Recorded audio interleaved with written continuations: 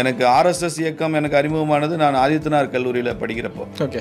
81 84 அப்போது ஆதித்தனார் கல்லூரியில் படிக்கிறப்போ அந்த கடற்கரையில் எங்கள் கல்லூரி விடுதிக்கு பின்னால் தான் கடற்கரை இருக்கும். அங்கே தான் ஆர்எஸ்எஸ்டைய ஷாக்கா நடக்கும். மாணவர்களுக்கான ஷாக்கா வாரம் ஒரு முறை நடக்கும். பல பேர் கூட என்னை பற்றி சொல்கிறப்ப நீங்கள் நல்லா பேசுகிறீங்கன்னு சொல்லுவாங்க. நான் என்னை பேச்சாளர்னு சொல்கிறது நான் என்னை பற்றின ரொம்ப குறைஞ்சபட்ச ஒரு இதாக நினைப்பேன். நான் அது பெரிய மரியாதை இல்லை. பேச்சாளர், செயல் வீரர் என்று. கருத்தாளர். ஓகே.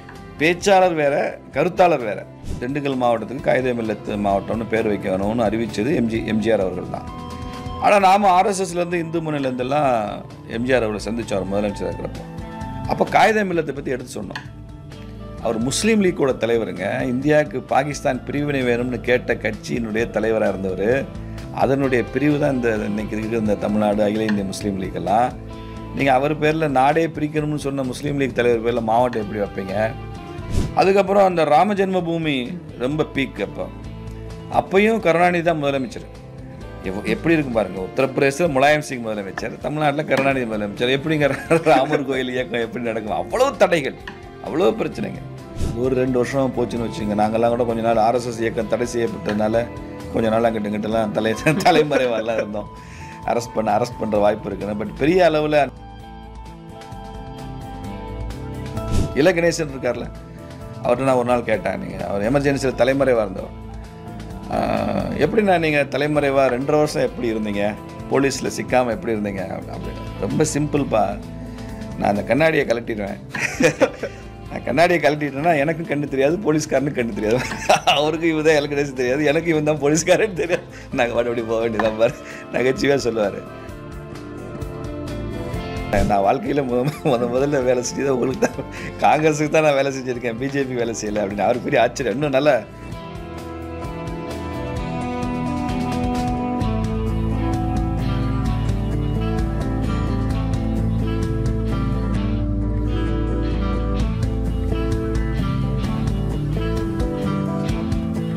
பேசு தமிழா பேசு நேயர்களுக்கு வணக்கம்.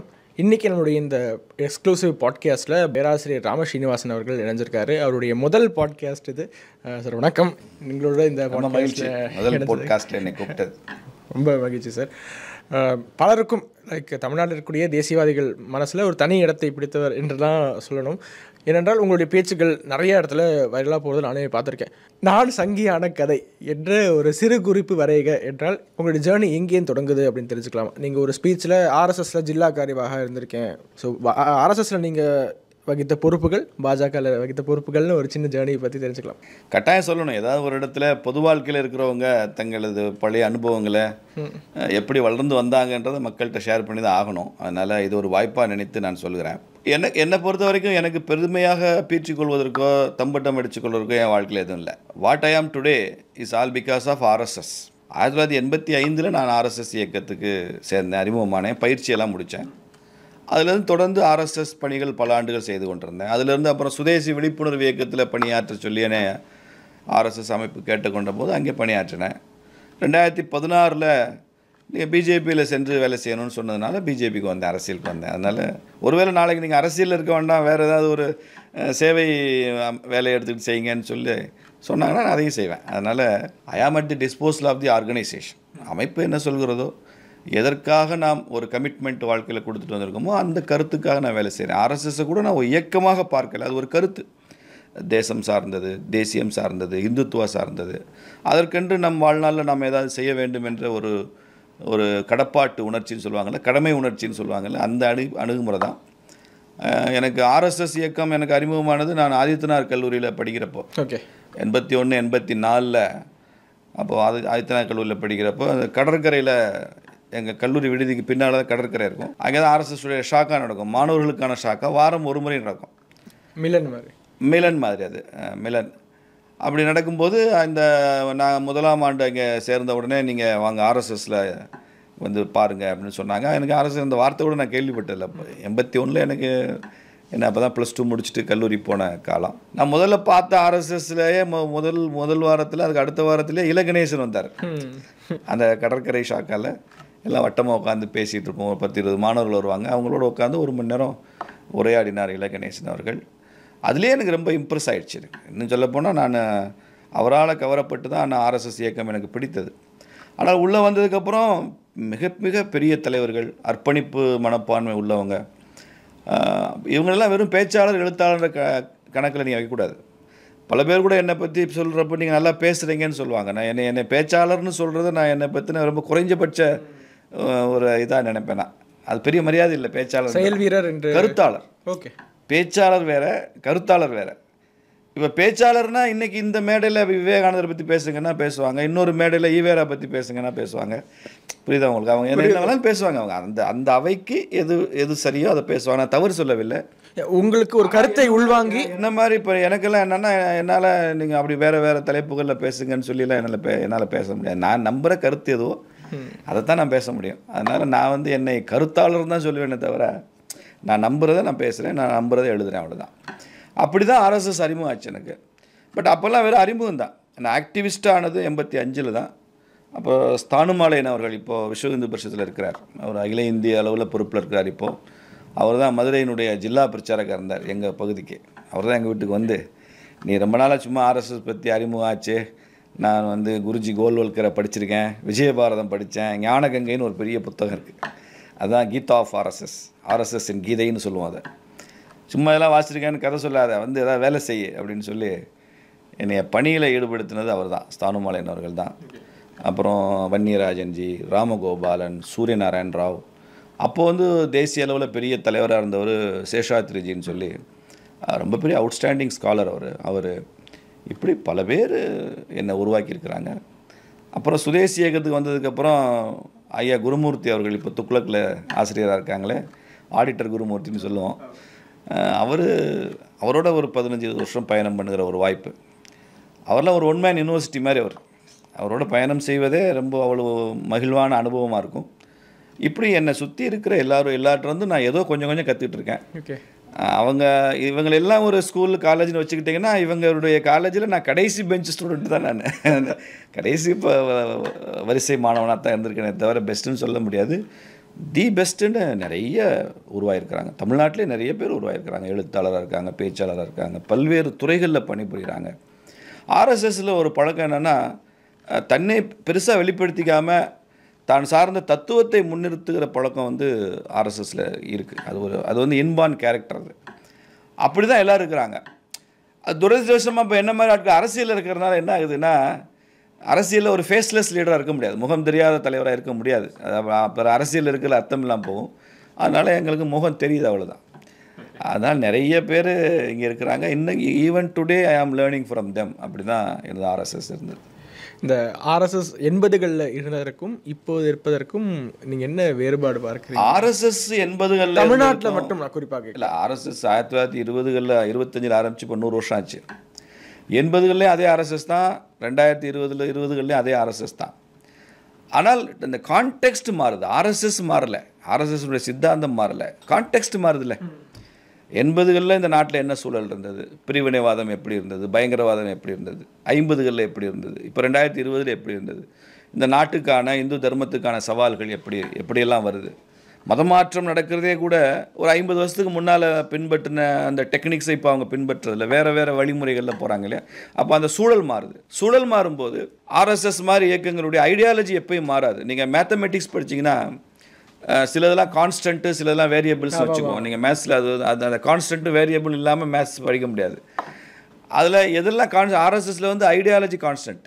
ஓகே. இந்த ஐடியாலஜின்ற வார்த்தை கூட மக்கள் புரிதலுக்காக சொல்கிறேன். ஐடியாலஜிங்கிறதே இட்ஸ் எ வெஸ்டர்னைஸ்டு வேர்டு. அது வெஸ்டர்ன் இசம்லேருந்து வர்றது ஐடியாலஜி. நம்ம ஊரில் நம்ம அதை ஃபிலாசபின்னு சொல்லணும், தர்ஷன்ஸ் சொல்லணும். இந்த ஆர்எஸ்எஸோட ஃபிலாசபி மாறாது, மெத்தடாலஜி மாறிட்டே இருக்கும். இப்போ நீங்கள் சொன்னீங்களா மிலன்னு சொன்னீங்க இல்லையா, இந்த மிலன்கிறது டாக்டர் ஜி ஆர்எஸ்எஸ் ஆரம்பிக்கிறப்ப 1920 இந்த வார்த்தையே கிடையாது. ஷாக்காக தான் அப்போ தினசரி கூடுறது. இப்போ தினசரி சந்திக்கிறதுல நிறையா சிரமங்கள் இருக்குது, சவால்கள் இருக்குது. இன்றைக்கி இருக்கிற பணிச்சூழலில் நேரமின்மை காரணமாக தினசரி 1 மணி நேரம் கொடுக்க முடியல அப்படிங்கிற நவீன உலகத்தின் தாக்குதல் இருக்கு இல்லையா. ஒரு சில ப்ரொஃபஷனல்ஸ் அப்போ அந்த மாதிரி இருக்கிறப்போ வாரம் ஒரு தடவை கூடுங்க, மாதம் ஒரு தடவை கூடுங்க. நம்ம ஆர்எஸ்எஸ் என்ன சொல்லுவோம், ஹிந்து ஒற்றுமைக்கு கரஸ்பாண்டன்ஸ் கோர்ஸ் கிடையாது. You should come and meet. ஒரு இடத்துல சந்திப்பதும், ஒன்றாக சிந்திப்பதும், ஒன்றாக சேர்ந்து பணிபுரிவதும் தான் ஆர்எஸ்எஸோட ஸ்டைல். அதுதான் டாக்டர்ஜி அதான் சொன்னார். என்ன செய்யணும்னாங்க, ஒன்றா சந்திங்க, சந்திச்சு என்ன செய்கிறது, நாட்டை பற்றி சிந்திச்சு என்ன செய்கிறது, ஏதாவது சேர்ந்து செயல்படுங்க, அவ்வளோதான். என்ன வேணாலும் செய்யலாம். +2 படிக்கிறதுக்கு முன்னாடி இந்த ஹிந்துத்துவா சித்தாந்தம் இதெல்லாம் எதுவுமே தெரியாது? எதுவுமே தெரியாது எனக்கு 2 விஷயம் மனசுக்குள்ளே ஒரு தாக்கத்தை உருவாக்கின விஷயங்கள். ஒன்று, மீனாட்சிபுரம் மதம் மாற்றம். அப்போ நான் அநேகமாக பள்ளி மாணவனாக தான் இருப்பேன்னு நினைக்கிறேன், அல்லது கல்லூரி வந்துட்டான்னு ஞாபகம் இல்லை எனக்கு. பாருங்க, அது பள்ளி மாணவன் தான். மீனாட்சிபுரம் மதம் மாற்றம்ன்றது எங்கள் ஊருக்கும் தென்காசிக்கும் ஒரு 150 கிலோமீட்டருக்குள்ளே தான் இருக்கும். அது நிறையா, அது பெரிய அந்த காலத்தில் ஒரு சென்சேஷனல் இஷ்யூ அது. அப்போது பெரிய பெரிய சன்னியாசிகள், பத்திரிகையாளர்கள் எல்லாரும் கூட அவங்க மீனாட்சிபுரம் மதம் மாற்றத்தை பற்றி நிறைய எழுதுனதுங்கிறது ஒரு மனசுக்குள்ளே ஒரு தாக்கம். ஒரு ஹிந்துவாக அப்போ தான் எனக்கு ஃபீல் ஆச்சு ஃபஸ்ட் டைம். நம்ம இந்துவிலேருந்து இப்படிலாம் மதம் மாற்றம் நடக்குது, இது என்ன பிரச்சனை, நம்ம மதத்தில் என்ன கோளாறு, நம்ம தர்மத்தில் என்ன பிரச்சனைன்ற ஃபீல் அப்போ தான் வந்தது எனக்கு. 2வது, நான் கல்லூரியில் படிக்கிறப்ப மண்டைக்காடு கலவரம். அப்போ நான் திருச்செந்தூர் ஆதித்தனார் கல்லூரியில் படித்ததுனால அந்த தென் மாவட்ட செய்திகள் நிறையா அங்கே வரும். கன்னியாகுமரி மாவட்டத்தில் நடந்தால் கூட செய்திகள் தினசரி வந்துட்டு இருக்கு. அந்த செய்திகளுக்கு வாசிக்க அப்போல்லாம் தொலைக்காட்சியெல்லாம் கிடையாது. அது மனசில் பெரிய பாதிப்பை ஏற்படுத்தும். எங்கே பார்த்தாலும் கலவரம், தீ வைப்பு, அது இதுன்னு, அவன் அடித்தான்றதெல்லாம் அந்த இஷ்யூஸ், இதெல்லாம் ஏன் வருது, என்ன பிரச்சனை, அப்போ இதுக்கு என்ன தீர்வு, ஏன் இந்துக்கள் மேலே எவ்வளோ பெரிய ஒரு தாக்குதல் அறிவு ரீதியாக அவங்க மனசை காயப்படுத்துகிற மாதிரி, புண்படுத்துகிற மாதிரிலாம் இஷ்யூஸ் ஏன் நடத்துது, ஏன் அரசியல்வாதிகள் தான் பேசுகிறாங்க. அப்போ அதிர்ஷ்டவசமாக எம்ஜிஆர் முதலமைச்சராக இருந்தார். அந்த கலவரத்தை மிக நேர்த்தியாக கையாண்டு இரு தரப்புலையும் அமைதி வருவதற்கு கொஞ்சம் காலதாமதம் ஆனால் கூட அது ஒரு முறையான அமைதியாக 2 தரப்புக்குமே ஏதோ நீதி கிடைக்கிற மாதிரி அந்த இதை கொண்டு போனார். வேணுகோபால் கமிஷன் அமைச்சார். அப்போ தான் இந்து இயக்கங்களுக்கு ஒரு பெரிய மகத்தான தலைவர் கிடைச்சார், தானுலிங்க நாடார். ஐயா தானுலிங்க நாடாருடைய தலைமை கிடைச்சது ரொம்ப பெரிய ஒரு விசேஷம்னு வச்சுங்களேன், சிறப்பு இதில். அப்போ அந்த மாதிரி விஷயங்கள் தாக்கத்தை ஏற்படுத்தினது. நாகர்கோயிலில் பெரிய இந்து எழுச்சி மாநாடு நடந்தது. அப்போ இப்போ பிரபல பாடலாசிரியர்கள் இருந்தார் தெரியுமா, காமராசன். அந்த காமராசன் ஒரு காலத்தில் திராவிட இயக்கத்தை பற்றி எழுதிக்கிட்டு இருந்தவர். அந்த இதில் இந்து எழுச்சி மாநாட்டில் கவிதை வாசித்தார், பாடல், ஒரு கவிதை இந்து ஒற்றுமையை பற்றி கவிதை வாசித்தார் காமராசன். கடைசி காலத்தில் அவர் ஒரு ஹிந்து அபிமானியாக தான் இருந்தார். அப்படி நிறைய மாற்றங்கள் அந்த 80களில். அது அப்போ தான் அந்த ஜனதா கட்சியெல்லாம் ஆட்சி இழந்து பாரதிய ஜனதா கட்சின்ற ஒரு கட்சி தோன்றிய ஒரு காலகட்டம். அந்த 80ல் தான் பிஜேபி தோன்றியது. அதனால் அந்த கட்சிக்கு ஒரு வேகம் இந்தியா முழுக்க இருக்கணுன்ற அந்த வேகம் இருந்த காலகட்டம். அத்வானி, வாஜ்பாய் மாதிரி தலைவர்கள் இருந்த காலகட்டம். இந்து முன்னணி இயக்கம் அப்போ தான் ஆரம்பிக்கப்பட்டது. ராமகோபாலன் மாதிரியான ஒரு தபஸ்வி, ஒரு மகான்களுடைய வழிகாட்டுதலில் இந்து முன்னணி வேகமாக செயல்பட்டது. அப்போது எங்கே பார்த்தாலும் ஒரு இந்து எழுச்சி இருக்கும். இந்த இந்து வாக்கு வங்கின்ற வார்த்தையை உருவாக்குனதே ஐயா தானுலிங்க நாடு தான். 84 சட்டமன்ற தேர்தலில் மதுரையில் தான் முதல்ல அதை பேசினார். இந்து வாக்கு வங்கி உருவாகணும், இந்து ஓட் பேங்க் உருவாகணும் அப்படின்னு பேச ஆரம்பித்தார். இப்படி ஒரு 80ஸில் ஒரு பெரிய இந்து எழுச்சி இருந்தது. 90ஸில் இந்து இயக்கங்கள் மீது தாக்குதல் அதிகமாக இருந்தது. ஆர்எஸ்எஸ் ஆஃபீஸ் பாம் பிளாஸ்டில் தெரியும் உங்களுக்கு, பெரிய கொடூரம். அதுக்கு அடுத்த ஆண்டே இந்து முன்னணி அலுவலகத்து மேலே குண்டு வெடிப்பு நடந்தது. நிறைய ஆர்எஸ்எஸ், பிஜேபி, இந்து முன்னணி, விஸ்வ இந்து பரிஷத்தினுடைய நிர்வாகிகள், தொண்டர்கள் குறிவைத்து தாக்கப்பட்டு கொல்லப்பட்டாங்க. ரமேஷ், நிறைய நீங்கள் மதுரையிலேயே காளிதாஸ், ராஜகோபாலன் இந்து முன்னணி தலைவராக இருந்தவங்க. அப்புறம் பேராசிரியர் KR பரமசிவம். திருச்சிக்கு வந்தீங்கன்னா டாக்டர் ஸ்ரீதர். சேலத்தில் ஆடிட்டர் ரமேஷ், ராமகோபாலன், வேலூரில் வெள்ளையப்பன், வேலூரில் அரவிந்த் ரெட்டின்னு ஒருத்தர், சென்னையில் அந்த மாதிரி இப்படி பல இடங்களில் பரவலாக. ராமநாதபுரத்தில் குப்புராம், அவர் மேலே தாக்குதல், தெய்வதீனமாக அவர் உயிர் பிழைத்து கொண்டார் அதிர்ஷ்டவசமாக, கடவுள் அருள் அது. அப்படி எல்லா இடங்களையும் தாக்குதல் நடத்த ஆரம்பித்தாங்க. 90ஸினுடைய ட்ரெண்ட் அதுதான். கோயம்புத்தூர் குண்டு வெடிப்பு சம்பவம் இதெல்லாம் ஆரம்பிச்சது. இது எப்போ இதெல்லாம் பெரிய லெவல் நோக்கி போய் இப்போ நரேந்திர மோடி அவர்கள் பிரதமர் ஆனதுக்கப்புறம் தான் நாட்டில் இந்த மாதிரியான தனிநபர் தாக்குதல், பெரிய கலவரங்கள், குண்டு வெடிப்பு சம்பவங்கள்லாம் பெருமளவு கட்டுக்குள்ளே வந்திருக்கு.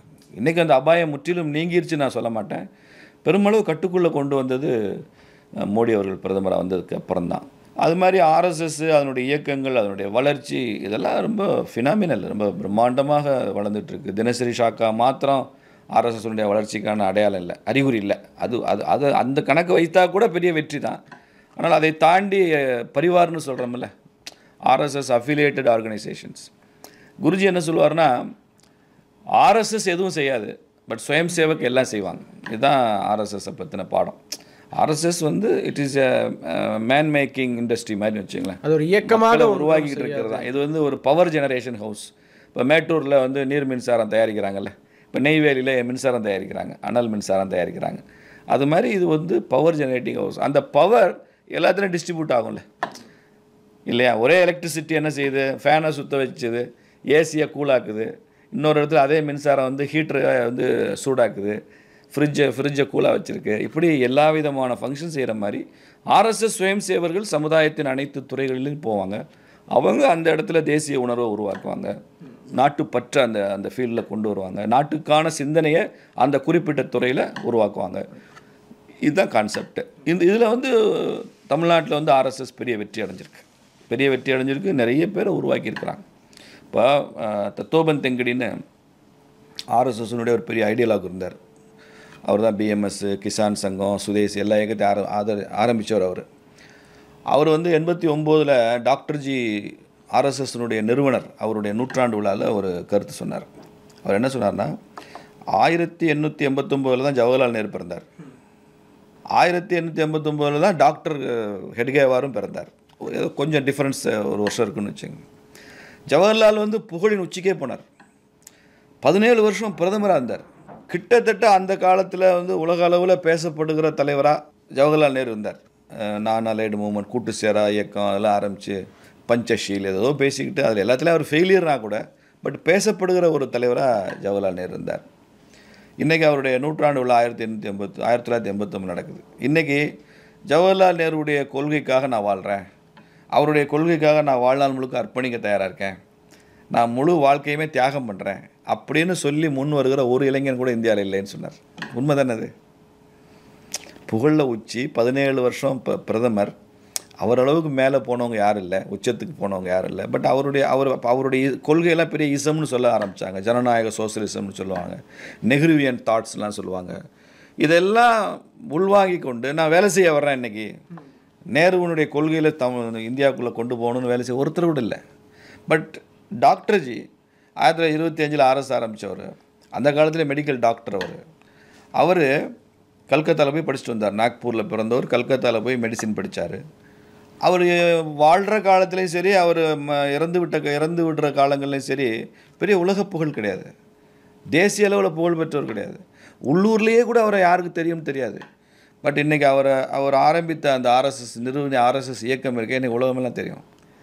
அதே நூற்றாண்டு உள்ள 1989 டாக்டர்ஜிக்கு நூற்றாண்டில் கொண்டாடுறப்போ, நான் அந்த டாக்டர்ஜியினுடைய கொள்கைக்காக நான் வாழ்கிறேன், அதற்காக நான் சாகவும் தயாராக இருக்கேன், என் வாழ்க்கையை அர்ப்பணிக்கிறவன் சொல்லி இந்தியாவில் வேலை செய்கிறவங்க ஆயிரக்கணக்கில் இருக்காங்களா, லட்சக்கணக்கில் இருக்காங்கன்னு தத்தோபந்த் தேங்கடிஜி ஒரு நிகழ்ச்சியில் சொன்னார். அப்போ வாழுகிற காலத்தில் நம்ம பாப்புலாரிட்டி எங்கே இருக்குன்றது முக்கியம் இல்லை, வாழ்ந்து மறைந்த பிறகு நமது ஃபிலாசபியை எவ்வளோ பேர் கையாளுறாங்க, எடுத்துக்கிட்டு இருக்காங்க. வள்ளுவர் ஒரு குறள் சொல்வார்ல, தக்கார் தகவிலார் என்பது அவரவர்தம் எச்சத்தால் காணப்படும். எச்சம்னா என்ன அர்த்தம்னா மிச்சம்னு அர்த்தம். ஒருத்தர் சரியான நபராக அவர் வாழ்ந்த வாழ்க்கை சரியானதா இல்லையான்றதை அவர் எத்தகைய நிறுவனங்களை விட்டு சென்றார், எத்தகைய மனிதர்களை விட்டு சென்றார், எத்தகைய சிந்தனைகளை கருத்துக்களை விட்டு சென்றார், இன்றைக்கி அதெல்லாம் எப்படி பொருத்தமாக இருக்குது என்பதை பொறுத்து தான் ஒரு மனுஷன் தக்காரா தகவலாரான்னு முடிவு செய்யணும். அப்படின்னா நீங்கள் இன்றைக்கி ஆர்எஸ்எஸை விட்டுட்டு 1940 போயிட்டார் டாக்டர்ஜி. இன்றைக்கி ஆர்எஸ்எஸ் இயக்கத்துக்கு 100 வருஷம். Still it is relevant, still it is vibrant. இன்றைக்கி உலகமெல்லாம் பேசப்படுகிற இயக்கமாக இருக்குன்னா அவர் வாழ்ந்த வாழ்க்கை எப்படி இருக்குன்னு யோசிப்பார். பொதுவாகவே இந்த சங்க பரிவார அமைப்புகளில் பணியாற்றவர்களுக்கு நிறையா நீங்கா நினைவுகள் இருக்கும், ரொம்ப எவர்கிரீன் மெமரிஸாக. முக்கிய சிக்ஷக்காக இருந்த போதும் சரி, இல்லைனா மற்ற பொறுப்புகள் வகித்த போதும் உங்களுக்கு டக்குன்னு நினைவுக்கு வரக்கூடிய ஒரு சம்பவங்கள் ஷேர் பண்ணிக்கலாம். நிறைய சொல்லலாம். இப்போ நான் வந்து 85-87 திருமங்கலம்னு எனக்கு சொந்த ஊரை தான், கல்லுப்பட்டி. அதனால் திருமங்கலம் தாலுகா காரியாவாக இருந்தேன். அப்போ வந்து எனக்கு பெருசாக ஒரு மெமரபிள் ஈவெண்ட்ஸ் எக்ஸ்பீரியன்ஸ்னு பெருசாக இல்லை. ஏன்னா அந்த அடிப்படை வேலை செஞ்சுக்கிட்டு இருந்த காலகட்டம் அது. ஷாக்கா போகிறது, சங்கியா பார்க்குறது, நிகழ்ச்சி நடத்துறது, இதெல்லாம் இந்த மாதிரி வார்த்தைகள் ஆல் இண்டியா அளவில் பயன்படுத்துறதுனால அதெல்லாம் சமஸ்கிருதத்தில் இருக்குன்னு வச்சுங்க. இந்த ஷாக்கா, சாங்கிக்கு, சங்கியான்றதெல்லாம் நீங்கள் நாக்பூரில் சொன்னாலும் தெரியும், கல்கத்தாவில் சொன்னாலும் தெரியும், ஜம்முவில் சொன்னாலும் தெரியும். அதனால் அந்த பொதுவான வார்த்தைகளை மட்டும் பொதுவாக பயன்படுத்துவோம். மற்றபடி எல்லா வார்த்தைகள் வந்து தமிழில் இருக்கும். 99 தமிழில் இருக்கும். 1% வார்த்தைகள் மாத்திரம் காமன் வேர்ட்ஸ் இருக்கும், அது மட்டும் சமஸ்கிருதத்தில் இருக்கும். கட்டளைகள் உட்பட கட்டளைகளும் காமன் வேர்ட்ஸ் தான் இல்லைங்களா? அதனால் அது வந்து சமஸ்கிருதத்தில் இருக்கும், எல்லா மொழியும் அதில் வரும். இப்போ 87 திண்டுக்கல் ஜில்லா காரியவான்னு சொல்லுவோம். நம்ம ஜில்லா காரியவானா டிஸ்ட்ரிக்ட் செக்ரட்டரி. அப்போ எனக்கு நிறைய அனுபவங்கள் கிடச்சிது. ஏன்னா திண்டுக்கல் டிஸ்ட்ரிக்டே எப்போயுமே ஒரு ஹிந்துத்துவ மைண்டு ஸ்பிரிட் உள்ள ஒரு இடம். நிறைய பிரச்சனைகள் இருக்கும் அங்கே. ஏன்னா ஒரு பக்கம் முஸ்லீம்கள் அதிகமாக இருப்பாங்க, கிறிஸ்டியன்ஸ் இருப்பாங்க. அன்றாட வாழ்க்கையிலே கூட அவங்களுக்கு தொழில் ரீதியாக, வர்த்தக ரீதியாக, கல்வி ரீதியாக, சமூக சூழல் ரீதியாக கூட சின்ன சின்ன இஷ்யூஸ் இருந்துகிட்டு தான் இருக்கும். அதில் அது அரசியல்வாதிகளை எப்படி ஊதி பெருசாக்குவாங்க, அது திமுக அதை எப்படி வளர்த்தெடுக்கணும்னு உங்களுக்கு தெரியும். வாக்கு வங்கி உருவாக்குற அரசியல் திமுக. அதனால் அதில் பெரிய பிரச்சனை இருந்தது. அதில் திண்டுக்கல்லில் பெரிய பிரச்சனையாக இருந்தது வந்து அந்த மாவட்டத்துக்கு காயிதே மில்லத்து பேர் வச்சது. அஃப்கோர்ஸ் அதை அறிவித்தவர் எம்ஜிஆர் தான் சட்டமன்றத்தில். திண்டுக்கல் மாவட்டத்துக்கு காயிதே மில்லத்து மாவட்டம்னு பேர் வைக்கணும்னு அறிவித்தது எம்ஜிஆர் அவர்கள் தான். ஆனால் நாம் ஆர்எஸ்எஸ்லேருந்து இந்து முன்னிலேருந்தெல்லாம் எம்ஜிஆர் அவர்களை சந்தித்தோம் முதலமைச்சராக இருக்கிறப்ப. அப்போ காயிதே மில்லத்தை பற்றி எடுத்து சொன்னோம். அவர் முஸ்லீம் லீக்கோட தலைவருங்க. இந்தியாவுக்கு பாகிஸ்தான் பிரிவினை வேணும்னு கேட்ட கட்சியினுடைய தலைவராக இருந்தவர். அதனுடைய பிரிவு தான் இன்றைக்கி இருக்கிற இந்த தமிழ்நாடு அகில இந்திய முஸ்லீம் லீக்கெல்லாம். நீங்கள் அவர் பேரில் நாடே பிரிக்கணும்னு சொன்ன முஸ்லீம் லீக் தலைவர் பேரில் மாவட்டம் எப்படி வைப்பீங்க? இது வந்து சரியான முன்னுதாரணமாக இருக்காது. அப்படிலாம் சொல்லும்போது எம்ஜிஆர் புரிஞ்சுக்கிட்டார். எம்ஜிஆர்ட்ட ஒரு விஷயம் என்னென்னா, அவருடைய சிறு சிறு குறைகளை விமர்சனம் பண்ணி சுட்டி காட்டும்போது அதை உணர்ந்து கொள்வார். அவர் தன்னை சரி செய்து கொள்வார். எனக்கு இவ்வளோ விஷயம் தெரியாது, ஒரு இஸ்லாமிய தலைவர், அதனால் சொன்னேன், எனக்கு இவ்வளோ பின்னணி தெரியாது அப்படின்னு வெளிப்படையாக சொல்லிட்டார் அவர்.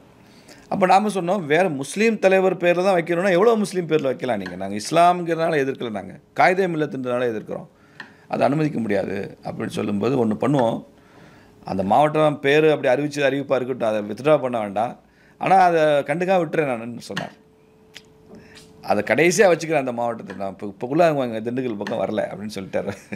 ஏன்னா 87 அவர் காலமாயிட்டார். இதெல்லாம் தான் ஆர்எஸ்எஸ்னுடைய பணிகள் என்று. ஆமாம், அடிப்படையாக ஒரு மாற்றம்னா வெளியில் தெரியாது, ஆனால் பணிகள் நடந்துக்கிட்டே இருக்கும் என்று. அதே மாதிரி 89 கலைஞர் முதல்வரான உடனே அதை காயிதே மில்லத் மாவட்டம் பேர் வச்சார். அறிவிச்சது எம்ஜிஆராக இருக்கலாம், ஆனால் அந்த தவறு என்று அவர் தெரிந்து கொண்ட பின் அதை தாமதப்படுத்தினார். ஆனால் எம்ஜிஆர் போயினதுக்கப்புறம் கலைஞர் முதலமைச்சர் ஆனோடனே அவர் செய்த முதல் பணிகளில் ஒன்று காயிதே மில்லத்துன்னு வச்சார். மாவட்டமே கொதிச்சிருச்சேன், யாருமே ஏற்றுக்கல. திண்டுக்கல் மாவட்டத்தில் ஒரு பிரச்சனை சொல்கிறேன் கேளுங்க. மதமாற்றத்தை பெரிதாக செய்து ஆனால் வெளி தோற்றத்தில் தங்களை சேரிட்டி பண்ணுற மாதிரி காமிச்சிக்கிட்டு இருந்த மதர் தெரசா பேரை திண்டுக்கல் மாவட்டத்தில் கொடைக்கானல் யூனிவர்சிட்டிக்கு மதர் தெரசா பேர் வச்சாங்க. கொடைக்கானலில் உள்ள கோஹினூர் மாளிகைன்னு இருக்குது. அங்கே ஷேக் அப்துல்லாவை பல ஆண்டுகள் தேச துரோக வழக்குக்காக சிறை வச்சிருந்தார் ஜவஹர்லால் நேரு. காஷ்மீரில் பிறந்த ஷேக் அப்துல்லா அங்கே தலைவராக இருந்தவர். அவர் மேலே கேஸ் என்ன? தேச துரோக வழக்கு, சதி வழக்கு. அதனால் இங்கே வந்து ஹவுஸ் அரெஸ்ட் மாதிரி வச்சு கோஹினூர் மாளிகையில் வச்சுருந்தாங்க. அவங்க அதுக்கு ஷேக் அப்துல்லா பங்களா மாளிகைன்னு பேரை மாற்றினாங்க. ஒட்டுமொத்தமாக ஒரு பக்கம் மதர் தெரசா யூனிவர்சிட்டிங்கிறது, ஒரு பக்கம் ஷேக் அப்துல்லா மாளிகைன்னு சொல்கிறது, இன்னொரு பக்கம் காயிதே மில்லத்து மாவட்டம்ங்கிறது, ஒட்டுமொத்த மாவட்டமே கொதிச்சிட்டாங்க. இதில் மதர் தெரசா பற்றி நம்ம சொல்லும்போது மாத்திரம் பொதுமக்களில் கொஞ்சம் அதை ஏற்றுக்கொள்ள தயக்கம் இருந்தது. ஏன்னா அவங்க ஒரு சேவை செய்கிறாங்கன்ற இமேஜ் பெருசாக பரவி அதுக்கு பின்னால் உள்ள அந்த கன்வர்ஷன் ஆங்கிள் பெருசாக யாரும் பேசாதனால அவங்க ஒரு விமர்சன போகிற பார்வைக்குள்ளே வரல. அதனால் நாங்களும் அதை அதிகமாக வலியுறுத்தவில்லைன்னு வச்சுங்க. பட் ஷேக் அப்துல்லா மாளிகை இன்னைக்கு ஷேக் அப்துல்லா மாளிகை தான். நீ கொடைக்கானல் போனீங்கன்னா ஷேக் அப்துல்லா மாளிகைன்னு தான் பேர் போட்டிருக்கான். அது எப்படி? இப்போ ஆர் ராசாவை 2G வழக்கில் திகார் ஜெயிலில் வச்சுருந்தாங்க, நாளைக்கு ஆர் ராஜா ஜெயில்னு அதை பேரை மாற்றிடலாமா? ஒரு குற்றம் சாட்டப்பட்டு அரசாங்கம் குற்றவாளியாக ஒரு இடத்துல அடைச்சி வச்சுருந்தா அவங்க ரிலீஸ் ஆனதுக்கப்புறம் அந்த பேர்லேயே அந்த வைப்போம்னா அது எப்படி? வீர சாவர்கர் இருந்த சிறைக்கு அந்தமான் செல்லுலார் ஜெயிலுக்கு சாவர்கர் பேர் வச்சு அர்த்தம் இருக்குது. ஏன்னா அவர் தேச தியாகி, அவர் தேச துரோகி இல்லை. தேச விடுதலைக்காக அவர் வெள்ளைக்காரன் இன்னொரு நாட்டினுடைய காலனி ஆட்சி அவரை சிறை வைத்தது. நீங்கள் ஷேக் அப்துல்லா அப்படி வச்சிங்கன்னா என்ன அர்த்தம்? அப்போ எந்த அரசியல் புரிதலுமே இல்லாத இடத்துல பெரிய எழுச்சி வந்தது, போராட்டம் வந்தது காயிதே மில்லத்து. அதில் நிறைய அனுபவம் கிடைச்சது. துரதிருஷ்டவசமாக சில கொலைகள்லாம் கூட நடந்தது. அந்த சமயங்கள் எல்லாம் சின்னாலப்பட்டி நாகராஜன் கொலை செய்யப்பட்டார், இந்து முன்னணியோட தொண்டர், அவர் கொலை செய்யப்பட்டார். இப்படி போச்சுன்னு வச்சுங்க. கடைசியாக ஒட்டுமொத்தமாக எல்லா மாவட்டங்களுக்கும் பேர் எடுத்துட்டார் கருணாநிதி. தமிழ்நாடு முழுக்க எல்லா மாவட்டங்களுக்கும் பேர் எடுத்தாச்சு. டிரான்ஸ்போர்ட் கார்பரேஷனுக்கு வச்ச பேர்லாம் எடுத்தாச்சு. எல்லாமே அந்த மாவட்ட தலைநகர் பேரில் அழைக்கப்படும்னு இந்த வச்சா குடுமி சிறச்சா மொட்டைன்னு சொல்லுவாங்களே, அதுமாரி அந்த அணுகுமுறையில் போயிட்டாங்க. தமிழ்நாட்டில் வந்து மாவட்டங்களுக்கு, போக்குவரத்து கழகங்களுக்கு தலைவர்கள் பேர் வைக்கிறதுங்கிறது ஒரு கசப்பான அனுபவத்தை தான் கொடுத்துருக்கு தமிழ்நாட்டை பொறுத்த வரைக்கும். அதனால் அது நிறுத்திட்டாங்க. இனிமேல் யாரும் அதை செய்ய மாட்டாங்கன்னு நினைக்கிறேன். அப்படி ஒரு அனுபவம். அதுக்கப்புறம் அந்த ராம ஜென்ம பூமி ரொம்ப பீக். அப்பையும் கருணாநிதி தான் முதலமைச்சர். எப்படி இருக்கும் பாருங்கள். உத்தரப்பிரதேசத்தில் முலாயம் சிங் முதலமைச்சர், தமிழ்நாட்டில் கருணாநிதி முதலமைச்சர். எப்படிங்கிற ராமர் கோயில் இயக்கம் எப்படி நடக்கும்? அவ்வளோ தடைகள், அவ்வளோ பிரச்சனைங்க. ராம்சிலா பூஜைன்னு செங்கல் வைத்து கொண்டு ஒவ்வொரு கிராமத்திலிருந்தும் ஒரு செங்கலுக்கு அந்த கிராம மக்களே பூஜை செய்து அயோத்திக்கு அனுப்பிச்சாங்க. அதையெல்லாம் காவல்துறை எந்த அளவு அதை தடுக்கணுமோ, திமுக அரசாங்கம் எந்த அளவு பிரச்சனை பண்ணணுமோ எல்லாமே பண்ணாங்க, எல்லாம் பண்ணாங்க. இத்தனைக்கு மத்தியில் ஆட்சியில் இருந்தது விபி சிங் இருக்கும்போது ஐக்கிய முன்னணி அதில் திமுக அங்கம் வகிக்குது. ஒரு எம்பி கூட இல்லாமல் முரசொலிமாரே மந்திரியாக இருந்தார், ஒரு எம்பி கூட இல்லை. பிஜேபியும் விபி சிங்குக்கு ஆதரவு, ஐக்கிய முன்னணி ஆதரவு தான். ஆனால் இங்கே தமிழ்நாட்டில் ஒரு எதிர்ப்பு. அப்படி ஒரு நிலைமை வந்து நீங்கள் உருவாச்சு. அதுலேயும் நிறைய அனுபவங்கள் கிடச்சிது. இந்த ராமஜென்ம மூமெண்ட்லேயுமே பெரிய அனுபவம். அப்புறம் 92 பாபரி மஸ்ஜித் இடிக்கப்பட்ட போது நிறைய ஆர்எஸ்எஸ் இயக்கம் தடை செஞ்சார் நரசிம்மராவ், புரியுதுங்களா? இப்போ நீங்கள் யோசிச்சு பாருங்கள், ராமஜென்ம பூமி இயக்கத்தில் அந்த கரசேவையில் பாபரி மஸ்ஜித் டெமாலிஷன் நடக்குது. அது யார் காரணம் என்ன, அது அப்புறம் பண்ணிக்கலாம். உத்தரப்பிரதேச அரசாங்கம் நரசிம்மராவ் கலைக்கிறார். ஏதோ ஒரு நியாயம் இருக்குன்னு கூட வச்சுங்களேன். ஒரு பெரிய விஷயத்தை அரசாங்கம் தவறிடுச்சு, லா அண்ட் ஆர்டர் சுச்சுவேஷனை வந்து மெயின்டைன் பண்ணல, கைது பண்ணணும், இது கலைச்சிடணும்னு சொல்லியாச்சு. ராஜஸ்தானில் ஏன் கலைச்சாங்க? மத்திய பிரதேசில் ஏன் பிஜேபி ஆட்சியை கலைச்சாங்க? BJP ruling ஸ்டேட்டெல்லாம் கலைச்சார் Narasimha Rao. எவ்வளோ பெரிய துரோகம் பாருங்கள் காங்கிரஸ் செய்தது, எவ்வளோ பெரிய ஜனநாயக படுகொலை பாருங்கள். Murder on democracy. வைகோ இப்போ பேசுகிறாரு மர்டர் ஆன் டெமோக்ரஸி, அப்போ கத்துனாரா வைகோ மர்டர் ஆன் டெமோக்ரஸின்னு? உத்தரப்பிரதேசத்தில் லா அண்ட் ஆர்டர்னா ஊபி கவர்மெண்ட்டு தான் கலைக்கணும். ராஜஸ்தானே மத்திய பிரதேசம் ஏன் கலைச்சாங்க? மறுபடியும் ஒரு எழுச்சி வரத்தானே செய்யும், ஒரு ப்ரொவகேஷன் வரத்தானே செய்யும். அப்படி அந்த திண்டுக்கல் மாவட்டத்தில் அதை வேலை செஞ்சோம். அது ஒரு 2 வருஷம் போச்சுன்னு வச்சுங்க. நாங்கள்லாம் கூட கொஞ்ச நாள் ஆர்எஸ்எஸ் இயக்கம் தடை செய்யப்பட்டதுனால கொஞ்ச நாள் அங்கிட்டலாம் தலைமறைவாலாம் இருந்தோம். அரெஸ்ட் பண்ணுற வாய்ப்பு இருக்குன்னு. பட் பெரிய அளவில் 47 வந்த மாதிரியான தடை, 75 எமர்ஜென்சியில் வந்த மாதிரி தடை இப்போ இல்லை. ஒரு நாம்கிவாஸ் தடையாக தான் நரசிம்மராவ் பண்ணார். ஏன்னா அதை தாண்டி ஆர்எஸ்எஸ் தடை பண்ண முடியாதுன்னு அவருக்கு தெரியும். ஆர்எஸ்எஸ் இன்றைக்கி கூட நான் சவால் விட்டே சொல்ல முடியும். நாளைக்கு வந்து பிஜேபி இல்லாத ஒரு அரசாங்கம் மத்தியில் அமைஞ்சால் கூட வாய்ப்பு இல்லை. ஒருவேளை அமைஞ்சால் கூட ஒரு பேச்சுக்காக சொல்கிறேன், இந்த ஆர்எஸ்எஸ் தடை செய்ய முடியாது. இந்த ஆர்எஸ்எஸ்னுடைய செயல்முறைகள் அப்படிப்பட்ட செயல்முறை.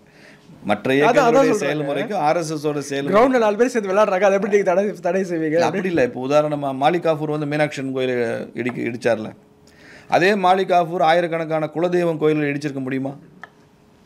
கிராமத்துக்கு குலதெய்வம் கோயில், காவல் தெய்வம் கோயில், கிராம கோவில், எல்லை அம்மன், எல்லை சாமிகள், காவல் தெய்வங்கள் இருக்குல்ல, அதெல்லாம் பண்ண முடியுமா? முடியாது. ஏன்னா ஹைலி டீசென்ட்ரலைஸ்டு. ஆர்எஸ்எஸ் உடைய வேலை முறையே ஹைலி டீசென்ட்ரலைஸ்டு.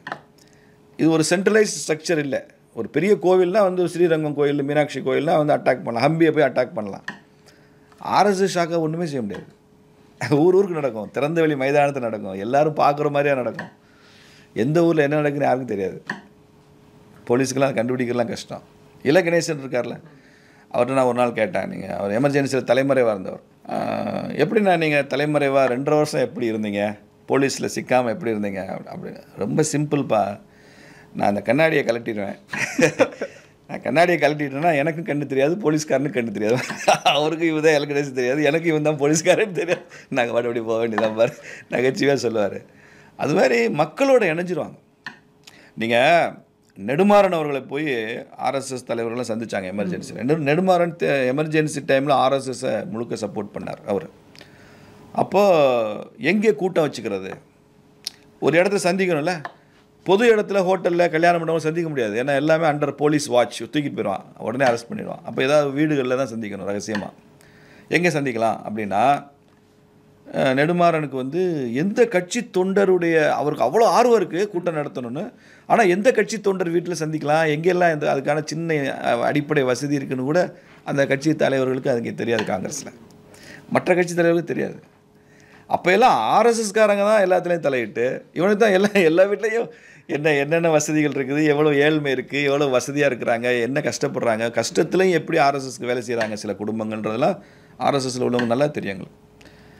அப்படி அந்த நிகழ்ச்சிகள்லாம் ஏற்பாடு பண்ணி கொடுத்ததெல்லாம் ஆர்எஸ்எஸ் இயக்கம் தான். நான் சொல்கிறது மதுரையில் கணேசன் அவர்கள் மதுரையில் பணியாற்றினார். ஒவ்வொரு தலைவரும் ஒவ்வொரு கேந்திரத்தில் பணியாற்றினாங்க. அப்படி மதுரையில் பணியாற்றினாங்க. இப்போ இருக்கார் எஸ்ஆர் சேகர் மதுரையில் எமர்ஜென்சியை எதிர்த்து போரிட்டு அதில் தலைமறைவாக இருந்து ஒரு காலகட்டத்தில் காவல்துறையால் கைது செய்யப்பட்டு பல மாதங்கள் ஜெயிலில் இருந்தவர் எஸ்ஆர் சேகர். ரொம்ப பெரிய சாக்ரிஃபைஸ் பண்ணியிருக்காங்க. மதுரையில் விஸ்வநாதன் வழக்கறிஞர் இருந்தார், ரொம்ப மூத்த வழக்கறிஞர், 2.5 வருஷம் ஜெயிலில் இருந்தார் அவர். மதுரையில் பல சௌராஷ்டிரா சமுதாய பிரமுகர்கள் ஜெயிலுக்கு போனவங்க இருக்காங்க எமர்ஜென்சியில் 2.5 வருஷம். அவங்க உள்ளே போவாங்க, எப்போ வெளில வருவாங்க அவங்களுக்கு தெரியாது, பெயிலே கிடையாது. எப்போ வருவாங்கன்னு தெரியாது. இப்படி ஒரு ஜனநாயக படுகொலை நிகழ்ச்சிய காங்கிரஸ் தான் இப்போ பாஜகவை பார்த்து 1,25,000 பேர் மிஸ்ஸா கைதிகள் இந்தியா பூரா. 1,25,000 பேர். அதில் எல்லா கட்சி எல்லா இயக்கங்களும் சேர்ந்தவங்க 25,000 பேர். ஆர்எஸ்எஸ்காரன் மட்டும் 1,00,000 பேர். எமர்ஜென்சிக்கு எதிரான நெருக்கடி நிலைக்கு எதிரான யுத்தத்தில் 1,00,000 பேர் ஜெயிலில் இருந்திருக்காங்க இந்தியா அப்ராக்சிமேட்டாக. கொஞ்சம் கூடலாம் குறையலாம். பட் மற்ற எல்லா இயக்கங்களும் கம்யூனிஸ்ட்டு, அந்த ஜமாத் இஸ்லாமின்ற அமைப்பு, திமுக, நாடு முழுக்க மற்ற கட்சிகள், சோசியலிஸ்ட் பார்ட்டி, ஜெயபிரகாஷ் நாராயண் மாதிரி உள்ள தலைவர்கள், அந்த இயக்கங்கள் எல்லாமே சேர்ந்து 26 பேர் தான். இல்லை இப்போது தமிழ்நாட்டில் குறிப்பாக ஆர்எஸ்எஸ்னுடைய வேலைகளை செய்வதை வெளியில் பெருசாக அட்வர்டைஸ் பண்ணுறது கிடையாது. அதனால தான் வந்து ஆர்எஸ்எஸ் மேலே சார் ஆர்எஸ்எஸ் இயக்கத்துக்கு அட்வர்டைஸ்மெண்ட் சம்மந்தம் இல்லை. நீங்கள் இப்போயாவது பரவாயில்ல, ஏதோ ஃபோட்டோ எடுக்கிறோம், சோஷியல் மீடியாவில் போடுறோம், பத்திரிகை செய்தி வருது, இது வந்து காலத்தின் கட்டாயமாக தான் பண்ணுறமே தவிர எங்களுக்கு அதில் விருப்பம் இல்லைன்றது தான் ஆர்எஸ்எஸ் தனியாக பிரச்சார விபாகம்னு ஒன்று வச்சு. நீங்கள் ஆர்எஸ்எஸ்னுடைய 2வது தலைவர் பரம பூஜ்ய குருஜி இருக்காரு, அவரை பற்றி சொல்லுவாங்க, a swayamsevak with a camera is like a sannyasi with ஏ லேடியும் பாரா. யாராவது கேமரா வச்சுட்டு வந்தாரே, என்ன ஸ்வயம் சேவக்கு நீ எல்லாம் ஃபோட்டோ எடுத்து போட்டுட்ருக்கிறார். ஏன்னா this country is our mother. India என் தாய். இந்த நாட்டுக்கு நான் பண்ணுற சேவையை நான் ஃபோட்டோ எடுத்து போட்டுக்கிட்டு இருந்தேன்னா, இப்போ எங்கள் அம்மாவுக்கு நான் ஒரு புடவை வாங்கி கொடுக்குறேன், என்னை பெத்த தாய்க்கு, நான் அதை ஃபோட்டோ எடுத்து என் தாய்க்கு நான் புடவை கொடுத்தேன்னு போடுவேண்ணா? அதை விளம்பரப்படுத்திக்கணும். அதை என் பிரதர்ஸுக்கு நான் பண்ணுறதெல்லாம் விளம்பரப்படுத்துவேண்ணா? பண்ண மாட்டேன். இப்போ எங்கள் ஆஃபீஸில் என்னை பார்க்க வர்றவங்க வந்து சால்வை அணிவிக்கிறத நான் விரும்புறதில்லை. அரசியல்வாதினால ஏதோ சால்வை போடணும்னு வருவாங்க. முதல்ல சால்வை கலாச்சாரத்துலேருந்து மீள்றது ரொம்ப கஷ்டமாக இருக்குது. அப்போ நான் பல பேர் கட்சி தொண்டர்கள்ட்ட கேட்பேங்க, பாரு ஏதோ ஒரு ஆசைக்கு ஒரு தடவை போட்டோம், ஒரு ஃபோட்டோ எடுத்து வச்சுக்கிட்டோன்னு, ஓகே வரும்போதெல்லாம் சால்வை போட்டு, உங்கள் வீட்டுக்கு உங்கள் அண்ணன் வராரு சால்வை போடுவேன்னு கேட்பேன். நீ உங்கள் அண்ணன் வீட்டுக்கு போகிற சால்வை போடுவேடான்னு கேட்பேன். இல்லைண்ணே அப்படின்னு பிறகு நானும் அண்ணன் நினச்சிக்கேன். ஆனால் பொது இடத்துக்கு வரேன்ல, உங்கள் ஏரியாவுக்கு வரேன், பொதுக்கூட்டத்துக்கு வரேன், அந்த இடத்துல இப்போ ஒரு தெருமுனை கூட்டத்துக்கு பிரச்சாரத்துக்கு நான் வரேன், அப்போ சால்வை போடு. ஏன்னா அப்போ வந்து பப்ளிக் எல்லாம் பார்ப்பாங்க.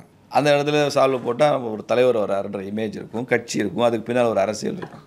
நம்ம 4 பேரை உட்காந்து பேசிட்டு இருக்கிறோம் இங்கே, நமக்குள்ளே நீ எனக்கு மாலை போட்டு நான் உனக்கு மாலை போட்டு. இது என்னது அசிங்கமாக இருக்குது. இது எல்லாமே எங்கேருந்து வருது தெரியுமா? ஆர்எஸ்எஸ்லேருந்து வர்றது அந்த கேரக்டர், அந்த குணங்கள் தான் அது. இப்போது 2016ன்னு சொன்னீங்க, ஆர்எஸ்எஸ்லேருந்து பாஜக அந்த ஒரு ஆண்டு எப்படி இருந்தது? மேனேஜ் பண்ண முடிஞ்சுதா? ஏன்னா இங்கே வந்து பப்ளிசிட்டி அப்படிங்கிறது கிடையாது, அங்கே பப்ளிசிட்டி தான் எல்லாமே. சார் என்னென்னா அரசியலுடைய தன்மை எப்படி ஆச்சுன்னா, பிஜேபிக்குன்னு ஒரு கேரக்டர் இருக்குது, பட் பாலிடிக்ஸ்னு ஒரு கேரக்டர் இருக்குல்ல. What are all virtues in RSS, அதெல்லாம் பாலிடிக்ஸில் விர்ச்சு இல்லை. பிஜேபியில் still it's a virtue, but பாலிடிக்ஸில் இப்போ அங்கே ரொம்ப சிம்பிளாக இருந்தால் ஆர்எஸ்எஸில் விர்ச்சு. அவங்கவுங்க லக்கேஜ் அவங்களே எவ்வளோ கஷ்டப்பட்டு அவங்க லக்கேஜை தூக்கிட்டு அவங்க போகிறாங்க, இறங்குறாங்க. ஒரு ரயில்வே ஸ்டேஷன்லேருந்து ஒரு ஆட்டோ கூட பிடிக்காமல் ஆர்எஸ்எஸ் தலைவர்கள் பல பேர் ஆர்எஸ்எஸ் ஆஃபீஸுக்கு லக்கேஜை தூக்கிட்டு வர்றவங்களும் நான் பார்த்துருக்கேன். இதெல்லாம் இங்கே ஒரு விர்ச்சு, இங்கே பெரிய அதுக்கு ஒரு பெரிய மரியாதை இருக்கும், அங்கீகாரம் இருக்கும். பட் அரசியலில் என்ன ஆகிடுதுன்னா, இப்போ நானே இறங்கி ரயில்வே ஸ்டேஷனில் நானே லக்கேஜ் எல்லாம் தூக்கிட்டு நானே டவுன் பஸ் ஏறி நான் வீட்டுக்கு போனேன்னா பப்ளிக் மதிக்க மாட்டாங்க. குறிப்பாக தமிழ்நாட்டில், மற்ற ஸ்டேட்டில் கூட அந்த மாதிரி எளிமையை மதிக்கிறாங்க. பாருங்கள் எளிமையாக இருக்காருன்னு சொல்கிறாங்க. தமிழ்நாட்டில் கூட போன ஜெனரேஷனுக்கு வரைக்கும் அந்த எளிமைக்கு மதிப்பு இருந்துச்சு. காந்திஜி அப்படி இருந்தார், நேருஜி இருந்தார், ராஜாஜி அப்படி இருந்தார்லாம், காமராஜரை பற்றிலாம் அப்படி சொல்லுவோம், கக்கன்ஜியை பற்றிலாம் அப்படி சொல்லுவோம். பட் சமீப காலத்தில் இதெல்லாம் விர்ச்சு இல்லை. இந்த மாதிரி உள்ள அரசியல்கள்லாம் ஒரு இன்எஃபிஷியன்சி. இவங்களால எதுவும் செய்ய 4 பேர் வச்சுக்கிட்டு ஏதோ 4 பேர் வச்சுக்கிட்டு இப்போ என்ன பண்ணுறாங்க? இவங்களால எப்படி ஜெயிக்க முடியும்? இவங்க நல்லவங்களாக தான் இருக்காங்க, ஆனால் ஜெயிக்கக்கூடியவங்க இல்லை, வெல்லக்கூடியவங்க இல்லை. அப்படி ஒரு ஒரு நேரேட்டிவ் செட் ஆகிறதுனால என்ன ஆகுது, நாங்களும் அதுக்கு ஏற்ற மாதிரி இல்லை, நாங்களும் வல்லவர்கள் தான் அப்படின்றதுக்காக இயற்கையாகவோ செயற்கையாகவோ நாங்களும் அதை நோக்கி போகிறோம். பட் சிம்பிளிசிட்டி தான் ஸ்டில் இட்ஸ் எ விர்ச்சு. அப்போ சில விஷயங்கள் நம்ம ஆர்எஸ்எஸில் நம்ம என்ன கற்றுக்கொண்டோமோ அதை அப்படியே இங்கே வந்து சொல்ல முடியாது. ஆனால் பல விஷயங்களை நம்ம அப்படியே நம்ம வந்து இங்கே அமல்படுத்தணும். அதுக்கு தான் ஆர்எஸ்எஸ், அதுக்கு தான் பிஜேபி செஞ்சாகணும். கொள்கைகளை சமரசம் செய்து கொள்ள முடியாது. ஒரு பொது வாழ்க்கையில் நேர்மையாக இருக்கணும், அதில் சமரசம் செய்து கொள்ள முடியாது. நீங்கள் மக்கள் சேவை செய்கிறதுக்கு தான் அரசியலுக்கு வந்திருக்கீங்களே தவிர நீங்கள் சம்பாதிக்கிறதுக்கு இல்லை, அதில் சமரசம் செய்து கொள்ள முடியாது. ஹிந்துத்துவான்ற சித்தாந்தத்தில் என்றைக்குமே சமரசம் செய்து கொள்ள முடியாது. எதெல்லாம் நாட்டுக்கு தீமையானது, எதிரானது, அதில் சமரசமே செய்து கொள்ள முடியாது. அதில் வந்து ஆர்எஸ்எஸ் கொள்கை வேறு, என் கொள்கை வேறுன்னு பேசினா அது அப்படி ஒரு பிஜேபி வேண்டியதில்லை. சின்ன சின்ன விஷயங்கள், இப்போ ஆர்எஸ்எஸில் போனால் ஒரு பைடெக் நடத்துகிறாங்க, டக்குன்னு ஒரு பாயை வச்சு கீழே உட்காந்துருவாங்க. பிஜேபியில் அந்த கீழே உட்கார பழக்கம் இல்லாத நிறைய பேர் இருக்கோம் நாங்கள். அதனால் ஒரு சேர் போட்டு உட்காந்துக்கலாம். இந்த அளவு டிஃப்ரென்ஸ் ஓகே, அலவுடு. புரியுதா உங்களுக்கு? ஆனால் எளிதில் அடாப்ட் பண்ணிக்க முடிஞ்சது. நிச்சயமாக. அதில் ஒரு கஷ்டமாக அதில் எனக்கு பொதுவாகவே அரசியல் ஆர்வம் உண்டு. நான் ஸ்கூல் டேஸ்லேருந்தே துக்ளக்கு வாசிக்கிற பழக்கம் உண்டு எனக்கு. எங்கள் ஊருக்கே மொத்தம் 5 துக்ளக் தான் வரும். டீ கல்லுப்பட்டி எங்கள் ஊரில் அந்த பஸ் ஸ்டாண்டுக்குள்ளே ஒரு பெட்டி கடை வச்சுருப்பார். அவர் எனக்கு ரிலேட்டிவ். அவர் பேர் ராமசாமின்னு பேர். அவர் என்ன பண்ணுவார், 15 நாளைக்கு ஒரு தடவை துக்ளக் வரும். துக்ளக்கு நான் வந்து எமர்ஜென்சி பீரியட்லேருந்து வாசிக்கிறேன். நான் 7வது 8ஆம் கிளாஸ் படிக்கிற காலத்துலேருந்து துக்ளக் வாசிக்கிறேன். ஏன்னா எனக்கு என்ன புரியும்னு எனக்கே தெரியாது, ஆனால் வாசிப்பேன். அந்த சோருடைய நகைச்சுவை, நையாண்டி, அந்த கேள்வி பதில் நகைச்சுவையாக சொல்கிறது, இதெல்லாம் ரொம்ப பிடிக்கும். அப்போ என்னாச்சுன்னா, அந்த எம்ஜிஆர் கட்சி ஆரம்பித்ததுக்கப்புறம் 72 திண்டுக்கல் 72 நினைக்கிறேன், திண்டுக்கல் நாடாளுமன்ற இடைத்தேர்தல் வந்துச்சு. அப்போ தான் மாயத்தேவர் வந்து ஃபஸ்ட் டைம் எம்பி ஆனார், ஏடிஎம்கே எம்பி ஆனார். அப்போ என்னென்னா, எங்கள் ஊர் பக்கத்தில் வன்னிவேலம்பட்டின்னு ஒரு கிராமம் உண்டு. எனக்கு பூர்வீக ஊர் அதுதான். அந்த ஒரு ஊர் மட்டும் திண்டுக்கல் பார்லிமெண்ட்டுங்க. ஓகே, அது எப்படி அப்படிலாம் அமைஞ்சுன்னு தெரியாது. அது திருமங்கலம் சட்டமன்றம், அதனால் அது திண்டுக்கல் பார்லிமெண்ட். சுற்றி இருக்கக்கூடிய நூற்றுக்கணக்கான கிராமங்கள் எல்லாம் பெரியகுளம் பாராளுமன்ற தொகுதி. அப்போ பெரியகுளம் பார்லிமெண்ட் இருந்தது. அந்த ஒரு கிராமம் பெரிய பாப்புலேஷன் 10,000 பேர், அது வந்து திண்டுக்கல் பார்லிமெண்ட். அப்போ திண்டுக்கல் இடைத்தேர்தல் நடக்கிறப்ப எனக்கு என்ன, நான் ஒரு 4th or 5th படிச்சுட்டு இருப்பேன்னு நினைக்கிறேன். ஏன்னா அது மே மாதம் வந்து அந்த தேர்தல் வந்திருக்கும்னு எனக்கு நினைவு. எங்கள் பெரியம்மா பெரியப்பாலாம் அந்த கிராமத்தில் தான் இருப்பாங்க. நாங்கள் அங்கேருந்து மைக்ரேட் ஆகி தான் எங்கள் ஊருக்கு வந்தோம், இந்த கல்லுப்பட்டிக்கு வந்தோம். அப்போ என்ன செஞ்சோம், லீவில் அங்கே போவோமா, எல்லா தலைவர்களும் பிரச்சாரத்துக்கு வருவாங்க. அந்த சின்ன கிராமத்தில்ங்க, அந்த வயசில் நான் வந்து எம்ஜிஆர் பார்த்துருக்கேன். சிவாஜி கணேசன் கேம்பெயினுக்கு வருவார். குமாரமங்கலம், ரங்கராஜன் குமாரமங்கலம், சாரி மோகன் குமாரமங்கலம், ரங்கராஜன் குமாரமங்கலத்தோட அப்பா, அவருடைய அப்பா, அவர் வந்து கேம்பெயினுக்கு வந்தார். ஐயா மூப்பனார் அப்போ வந்திருக்கிறாரு. கம்யூனிஸ்ட் கட்சியினுடைய முக்கிய தலைவர்கள்லாம் இங்கே பிரச்சாரத்துக்கு இருக்காங்க. அப்படி கருணாநிதி, எம்ஜிஆர் எல்லாரையும் நான் பார்த்துருக்கேன். நான் அந்த சின்ன வயசில். அப்போ NSV சித்தன் அவர் தான் கேண்டிடேட், காங்கிரஸ் கேண்டிடேட். எங்கள் குடும்பமே பாரம்பரியமாக எங்கள் அண்ணன், எங்கள் பெரியப்பா அவங்கெல்லாம் கொஞ்சம் காங்கிரஸ் மைண்டட். அவங்க காங்கிரஸ் கட்சியில் இல்லை, காங்கிரஸ் ஆக்டிவிஸ்ட் இல்லை, பட் மைண்டு ஓட்டு போட்டால் காங்கிரஸுக்கு போடுவாங்க. அப்படி ஒரு மைண்டு அவங்களுக்கு. அப்படி அவர் NSV சித்தன் அவர்களுக்காக நான் அந்த வயசில் போய் இந்த சின்ன சின்ன நோட்டீஸ் கொடுக்குறது, இந்த பூத் ஸ்லிப்பை வீடு விட காங்கிரஸ் தொண்டர்கள்லாம் கொடுத்துட்ருப்பாங்க. எங்கள் அண்ணங்கள்லாம் கூட போவாங்க. நானும் போய் பூத் ஸ்லிப் போட்டேன், இந்த கட்சிக்கு ஓட்டு போடுங்க, காங்கிரஸ் ஓட்டு போடுங்கன்னு சொல்கிறது. அப்போ பசங்க தானே. அப்படி எனக்கு நான் இப்போ சமீபத்தில் சித்தன் அவர்களை சந்திக்கும் போது சொன்னேன், நான் வாழ்க்கையில் முதல்ல வேலை செஞ்சது உங்களுக்கு தான், காங்கிரஸுக்கு தான் நான் வேலை செஞ்சுருக்கேன், பிஜேபி வேலை செய்யலை அப்படின்னு. அவருக்கு பெரிய ஆச்சரியம். இன்னும் நல்லா ஆக்டிவாக இருக்கிறார். 90 வயசுங்களில் கூட சித்தன் அவர்கள் நல்லா ஆக்டிவாக இருக்கு. இன்றைக்கி யோகா பண்ணுறாரு. அப்படியே அவரை பார்த்து சொன்னேன்னு வச்சுங்களேன். அப்படி ஒரு ஆர்வம். அப்புறம் எமர்ஜென்சி முடிஞ்ச உடனே ஆர்எஸ்எஸை பற்றியெல்லாம் நிறைய துக்ளக்கில் வரும். துக்ளக்கில் ஒரு தடவை சோக்கும் சூரியநாராயண ராவுக்கும் ஒரு விவாதம், சூரியநாராயண ராவுக்கும் முஸ்லீம் லீக் அப்துல் சமதுக்கும் ஒரு விவாதம். தொடர்ந்து 3-4 இஷ்யூ வந்துகிட்டே இருக்கும். சோக்கும் வீரமணிக்கும் ஒரு விவாதம். இதெல்லாம் ரொம்ப ஸ்டாண்டர்ட் குவாலிட்டி. இதெல்லாம் இன்றைக்கி பழசு கிடைச்சி யாராவது வாசிக்கிறாங்கன்னு எனக்கு தெரியாது. அவ்வளோ அற்புதமாக இருக்கும். சூரியநாராயண ராவ் அவர்கள்லாம் ரொம்ப ப்ரொஃபவுண்ட் ஸ்காலர். அவர் பேசுனாருன்னா கேட்டே இருக்கலாம். அவர் கர்நாடகாரரு. தமிழ் எனக்கு தெரியாது, என்னை மன்னிச்சுக்கோங்கோ அப்படின்னு தான் பேச ஆரம்பிப்பார். ஆனால் அவர் மாதிரி அற்புதமாக யாரும் தமிழ் பேச முடியாது. அவ்வளோ நல்ல வார்த்தைகளை செலக்ட் பண்ணி ரொம்ப நல்லா சொல்வார். அப்படி துக்ளக்கை தொடர்ந்து வாசிக்கிறது. அந்த பெட்டிக்கடையிலேயே அந்த 15ஆம் தேதி துக்ளக் வரும். நான் போய் வாங்கலைன்னா அவர் ராமசாமி, எனக்கு சித்தப்பா முறை, அவர் ஒரு துக்ளக் எடுத்து தனியாக வச்சுருவார்.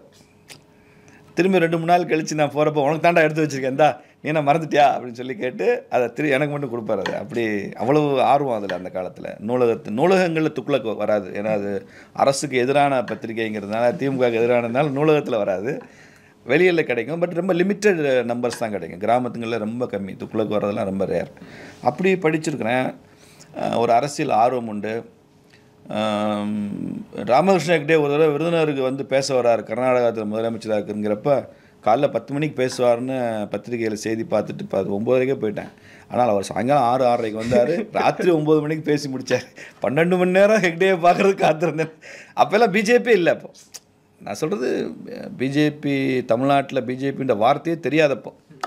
ராமகிருஷ்ண ஹெக்டேலாம் அவங்க பெரிய ஹீரோவாக பார்ப்போம். சந்திரசேகர் அவர் ஜனதா கட்சியில் பாத யாத்திரையில் நடத்தினார். அப்போ ஒரு பெரிய தலைவராக நாங்கள் பார்த்து, எப்போ ஆர்எஸ்எஸ் அறிமுகம் ஆச்சோ, எப்போ பிஜேபின்ற கட்சி தெரிய வந்ததோ, எப்போ அத்வானி வாஜ்பாய் மாதிரி தலைவர்களை நம்ம பேசி அவர்களை உள்வாங்க ஆரம்பித்தோமோ, அதுக்கப்புறம் நமது அரசியல் பயணத்தில் இன்னும் கொஞ்சம் கூடுதல் கிளாரிட்டி ஏற்பட்டுச்சு. அவ்வளோதான். ப்ரொஃபஸர் என்று தான் பல பேர் அழைக்கிறாங்க.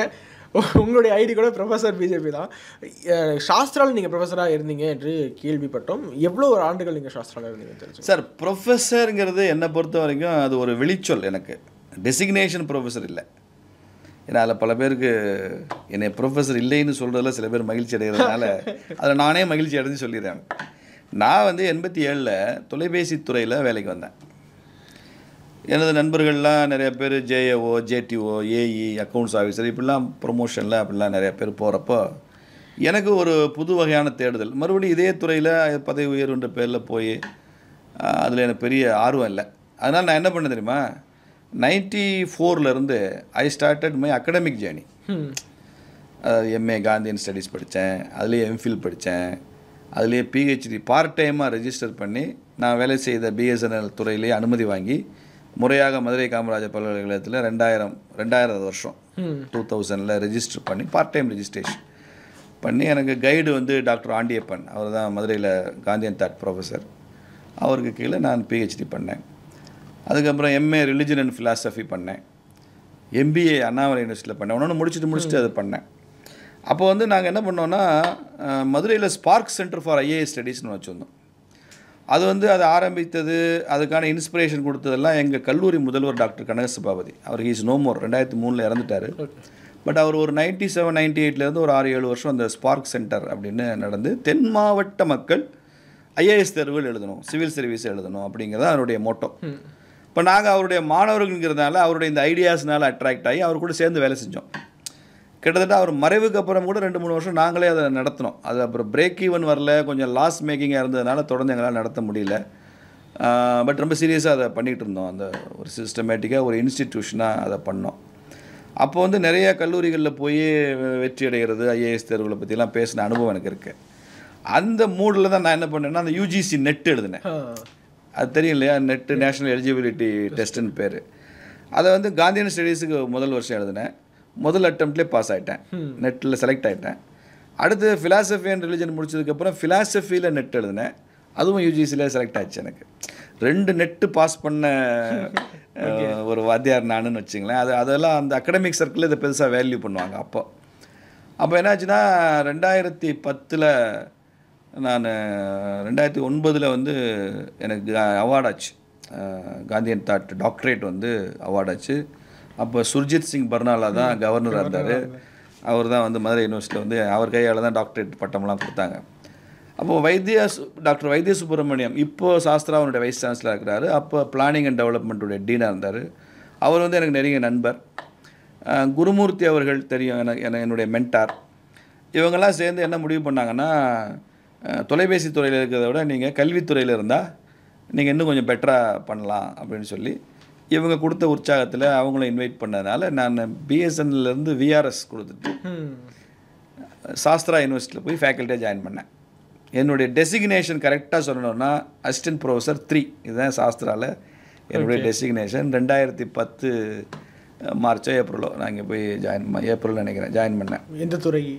எம்பிஏ டிபார்ட்மெண்ட், ஸ்கூல் ஆஃப் மேனேஜ்மெண்ட்டில். எனக்கு கொடுக்கப்பட்ட பணி என்னென்னா, ஓப்பன் எலெக்டிவ் கோர்சஸ் இன்ட்ரடியூஸ் பண்ணணும். அது 3 கிரெடிட் கோர்ஸு. அந்த 3 கிரெடிட் கோர்ஸை ஈவினிங் டைமில் மாணவர்கள் நடத்தணும். ப்ளஸ் பிஹெச்டி கைட் பண்ணணும். நான் 2 பிஹெச்டி கைட் பண்ணி அவார்டு வாங்கி கொடுத்துருக்கேன் எனக்கு இல்லை. அப்போ அந்த மாதிரி நிறைய ஓப்பன் எலெக்டிவ்ஸ் வந்து இன்ட்ரடியூஸ் பண்ணிகிட்டே இருப்போம். Indian business model, Indian ethos system, அப்புறம் இந்தியன் உமன்ஹுட்னு ஒரு கோர்ஸு, இன்ட்ரடக்ஷன் டு பொலிட்டிக்கல் ஸ்டடீஸ்னு ஒரு கோர்ஸ் இன்ட்ரடியூஸ். இதெல்லாம் நானே டிசைன் பண்ணி அறிமுகப்படுத்துறது. சாஸ்திரா யூனிவர்சிட்டியில் நான் அறிமுகப்படுத்தின கோர்ஸில் மார்க்சியன் தாட்லாம் அறிமுகப்படுத்திருக்கேன். ஓகே. அந்த இன்ட்ரடக்ஷன் டு பொலிட்டிக்கல் கோர்ஸஸில் சாஸ்திரா யூனிவர்சிட்டி என்னை என்கரேஜ் பண்ணாங்க. அப்புறம் doctor Abdul Kalam centre for rural development ஸ்டடீஸ்ன்னு சொல்லி ஒரு மையம், ஒரு சேர் மாதிரி ஒன்று ஆரம்பித்தோம். அதுவும் என்னுடைய முயற்சியில் அங்கே பண்ணாங்க. என்னை நிறைய என்கரேஜ் பண்ணாங்க சாஸ்திராவில். அப்படி ஒரு 6 வருஷம் போச்சு அந்த அசிஸ்டன்ட் ப்ரொஃபஸராக. அதில் தான் எனக்கு இந்த பேராசிரியர் டேகு. ஓகே. இப்போ பொதுவாக கல்வி நிறுவனம் என்ன பழக்கம்னா, இப்போ நீங்கள் அசிஸ்டன்ட் ப்ரொஃபஸராக போனால் கூட உங்களை அசிஸ்டன்ட் ப்ரொஃபஸர் கூப்பிட மாட்டாங்க, ப்ரொஃபஸர்னு கூப்பிடுவாங்க. ப்ரொஃபஸர் டெசிக்னேஷன் வாங்கினவங்களையும் ப்ரொஃபஸர்னு கூப்பிடுவாங்க. சீனியர் எமிரிட்டஸ் ப்ரொஃபஸரையும் ப்ரொஃபஸர், வைஸ் சான்சலர்ஸே ப்ரொஃபஸர் தான் கூப்பிடுவாங்க. துணைவேந்தரையே இவர் போய் பார்க்குறப்ப ப்ரொஃபஸர் நான் இங்கே போகிறேன், இங்கே வர்றேன், இன்றைக்கி எனக்கு லீவ், அப்படி தான் பேசுவாங்களே தவிர வைஸ் சான்சலர் சார்னு பேச மாட்டாங்க. எல்லாருமே அது உள்ளே போயாச்சுன்னா டீச்சிங் லைனில் இருந்தாலே எல்லோரும் ப்ரொஃபஸர். அதனால் I was also called as professor தானே தவிர technically speaking designation wise AP3 நான் 2016 தான் நான் பிஜேபி வந்தேன். பிஜேபி வந்ததுக்கப்புறம் நான் ஐ கேனாட் கண்டினியூ இன் சாஸ்திரா, அதை ரிசைன் பண்ணிட்டேன். அப்போது ஒரு 6 வருஷம் இருந்திருக்கிறேன் நான் இதில். இருக்க முடியாது இல்லை இருக்கக்கூடாது, கோட் ஆஃப் கான்டாக்ட் பண்ணி நடைமுறையாகவே என்னால் முடியாது. நான் ஃபுல் டைம் இங்கே பார்த்துக்கிட்டு அங்கேயும் போய் பார்த்து பண்ண முடியாது, அது ஜஸ்டிஸ் இல்லை அது. பட் சாஸ்திரா என்ன பண்ணாங்கன்னா, நீங்கள் விரும்புகிறப்போ வந்து ஒரு விசிட்டிங் ஃபேக்கல்ட்டியாக கெஸ்ட் லெக்சரராக நீங்கள் வந்துட்டு போகலாம், அதுலேயும் நீங்கள் இதை இப்போ என்ன செய்கிறீங்களோ செய்யுங்க, உங்களுடைய subject to your availability of time அப்படின்னு எனக்கு ஒரு சின்ன சுதந்திரம் கொடுத்தாங்க. அதை நான் வந்து என்னளவு முடியுமோ அதையும் பண்ணிகிட்டு இருந்தேன். இப்போ அதுவும் பண்ண முடியல. அதனால் இதுதான், நான் ஒரு 6 வருஷம் அங்கே இருந்தேன். அதனால் ஐ ஆம் ப்ரொஃபஸர். அதுக்கு முன்னால் நான் பிஎஸ்என்எல் வேலை செய்கிறப்பயே மதுரை காமராஜ் யூனிவர்சிட்டியில் காலேஜ் ஆஃப் காந்தி அண்ட் தாட்னு ஒரு அப்ரூவ்டு காலேஜ் இருந்துச்சு. காலேஜஸில் 2 வகை இருக்குது, ஒன்று அஃபிலியேட்டட் காலேஜ், இன்னொன்று அப்ரூவ்டு காலேஜ். இந்த அப்ரூவ்டு காலேஜுக்கு வந்து பில்டிங் வேணும், அது வேணும், அதெல்லாம் கிடையாது. ஒரு ஸ்கூல் கூட அப்ரூவ்டு காலேஜ் இருக்கலாம், யூனிவர்சிட்டியினுடைய ஒரு சர்டிஃபிகேட் டிப்ளமோ கோர்ஸை நடத்துகிறவங்களா இருக்கணும் அவங்க. அவ்வளோ. அப்போ இந்த காந்தியன் தாட்டை இங்கே நடத்தினாங்க, காந்தி மியூசியத்துக்குள்ளே, காந்தி நினைவு நிதியில். அதில் நான் ப்ரொஃபஸராக இருந்தேன். மாலை வேலைகளில் விடுமுறை நாட்கள் எல்லாம் அதுக்கு சம்பளம் கிடையாது எங்களுக்கு, அவங்க வந்து பாடம் நடத்துவாங்க, எங்களை ப்ரொஃபஸர்னு அங்கேயும் கூப்பிடுவாங்க. அந்த அடிப்படையில் மதுரை யூனிவர்சிட்டியினுடைய அகாடமிக் கவுன்சில் மெம்பராக இருந்தேன் நான். மதுரை யூனிவர்சிட்டியில் அகாடமிக் கவுன்சில் அப்ரூவ்டு காலேஜ்லேருந்து ஒருத்தர் செலக்ட் பண்ணுவாங்க. அப்படி நான் செலக்ட் பண்ணப்பட்டு அகாடமிக் கவுன்சில்னு சொல்லுவாங்க, அதுலேயும் I was the member of Madurai Kamaraj university for brief period, 1 வருஷமோ 2 வருஷமாக இருந்தேன். அப்போ அங்கேயும் எனக்கு அந்த ப்ரொஃபஸர்னு கூப்பிட ஆரம்பிச்சிட்டாங்க. இங்கே சாஸ்திராவில் வந்ததுக்கப்புறமும் அப்படி வந்தது, அரசியல் வந்ததுக்கப்புறமும் அது தொடருது. நான் எங்கேயுமே என்னை ப்ரொஃபஸர் சீனிவாசன் சொல்லிக்கிறது இல்லை, நான் ராம சீனிவாசன் தான் சொல்லுவேன். பட் சமுதாயம் அப்படி கூப்பிட்றப்ப நம்ம ஒவ்வொருத்தையும் போய் அதை பற்றி விளக்க வேண்டாம், கூப்பிடட்டும். தமிழ்நாட்டு அரசியலில் பேராசிரியர்னா அன்பழகன்னு சொல்லுவாங்க. இப்போ எல்லாம் டிஎம்கேலேயே பேராசிரியர் கான்ஸ்டன்டைன் இருக்கார், அதிமுகவில் பேராசிரியர் கல்யாண சுந்தரம்னு முன்னால் நாம் தமிழர்லேருந்து வந்தவர், அவரை பேராசிரியர் தான் அவர். எங்கள் கட்சியிலேயே பேராசிரியர் கனகசபாதி இருக்கார், பெரிய எழுத்தாளர், பேச்சாளர், ஒரிஜினல் திங்கர், அவர் நிறையா புத்தகங்கள் எழுதியிருக்கிறார். பேராசிரியர்னு அவர் தான், அந்த அளவுக்கு இருக்காங்க. பெண்கள் நிறையா எங்கள் கட்சியில், பெண் பேராசிரியர்கள் நிறைய பேர் கட்சியில் இருக்காங்க. அவங்க பேர் சொல்லக்கூடிய அளவு பெரிய பெண்கள் இருக்கிறாங்க. நிறைய ப்ரொஃபஸர்ஸ் இன் பிஜேபி நவ். நம்ம மீடியாவில் முகம் தெரிகிறதுனால இந்த பேர் பாப்புலர் ஆகிடுச்சு, அவ்வளோதானே தவிர நான் ஒன்றும் அது பெருசாக ஐ டோன்ட் கிளைம் ஸோ. இதுதான் பேராசிரியர் என்பதற்கு பின்னாடி அந்த ப்ரீஃபிக்ஸ் வந்தது காரணம் அது. ஒரு ஸ்டேஜில் அண்ணாமலை அவர்கள் என்ன சொன்னாங்கன்னா, நீங்கள் விருதுநகர்லேயே வீடு பார்த்து இருந்துருங்க ப்ரொஃபஸர், நீங்கள் இன்னும் மைந்தனாக ஆயிடலாம், இல்லைன்னா உங்களை வெளியூருக்காரனு கூட சொல்ல வாய்ப்பு இருக்குது, அதெல்லாம் கூட தவிர்த்துலாம், நீங்கள் விருதுநகருக்கு போய். நான் சொன்னேன், என் சொந்த ஊரே விருதுநகர் பார்த்து வருது, நான் மண்ணின் மைந்தன் தான் அப்படின்னு சொன்னேன். அப்புறம் ஒரு ஸ்டேஜில் பல கூட்டணி கட்சிகள் கூட விருதுநகர் கேட்குறாங்க. விருதுநகர் வந்து நான் சொல்லிட்டேன், நான் நெகோஷியபிள் விருதுநகர், அது வந்து எங்கள்கிட்ட கேண்டிடேட் இருக்கிறாரு, அவர் தான் நிற்பார்னு சொல்லிட்டேன்னு என்கிட்டையும் சொன்னார். அவருக்குமே ரொம்ப தீவிரமாக விருதுநகர் கொடுக்கணும்னு வந்துச்சு. பட் கடைசியில் லாஸ்ட் மினிட் டெவலப்மெண்ட் வந்து அண்ணன் சரத்குமார் அவர்கள் வராரு, அவருடைய கட்சியவே வந்து மெர்ஜ் பண்ணுறாரு. கூட்டணியாக வந்தாச்சுன்னா சார், அதிமுக எங்களுக்கு கூட்டணி கட்சியாக இல்லாத காலத்திலும் கூட அது எங்களுக்கு தோழமை கட்சி தான். ஒரு உதாரணத்துக்கு ஒரு கூட்டணியாக நீங்கள் வந்து வரீங்க, திமுகவும் நீட்டு எதிர்க்கிறான், இவனும் நீட்டு எதிர்க்கிறான், திமுகவும் மும்மொழி எதிர்க்கிறாங்க, இவனும் மும்மொழி எதிர்க்கிறாங்க, பாலிசி டிசிஷனாக இவங்க என்னெல்லாம் எதிர்க்கிறாங்களோ இவங்களும் எதிர்க்கிறாங்க. What is the difference? அந்த மட்டும் தான் டிஃப்ரென்ஸ் அதிமுகவில். நீங்கள் அப்படி சொல்லாங்க, அந்த அனைத்து இந்தியன்ற வார்த்தையிலே it makes lot of difference. இது திராவிட முன்னேற்ற கழகம் தான், அது அனைத்து இந்திய அண்ணா திராவிட இந்தியன்ற வார்த்தை எப்போ வருதோ அப்போ இட் பிகம்ஸ் நேஷ்னல்.